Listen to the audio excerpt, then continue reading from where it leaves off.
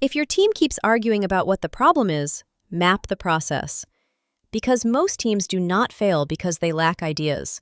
They fail because they are improving a process they do not properly understand. A process map shows how work really flows from start to finish. It shows the steps, decisions, handovers, delays, rework loops, and who is responsible for each part of the process. There are 4 common symbols you will see on most process maps. An oval shows the start or end of the process. A rectangle shows an activity or task. A diamond shows a decision point where the process can go in different directions. And an arrow shows the direction of flow from one step to the next.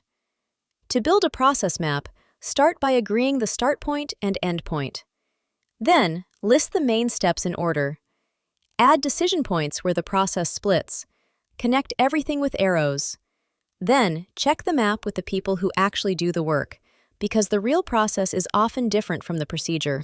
Once the process is visible, you can start improving it. Look for steps where work waits. Look for repeated approvals. Look for handovers between teams. Look for rework loops, duplicate checks, missing information, and steps that take longer than everything else. These are often where bottlenecks appear. A bottleneck is the part of the process that slows down the flow for everything after it. Process maps can also help allocate responsibility. You can add the team, role, or person responsible next to each task. Even better, use a swim lane map. A swim lane map separates the process by team, department, role, or person. That makes it easy to see who owns each step, where handovers happen, and where responsibility is unclear. There are different types of process maps too. A high-level process map gives a simple overview. A detailed process map shows every step. A swim lane map shows ownership and handovers, and a value stream map shows flow, waste, waiting time, cycle time, inventory, and value from the customer's point of view. So before your team jumps into solutions, map the process first.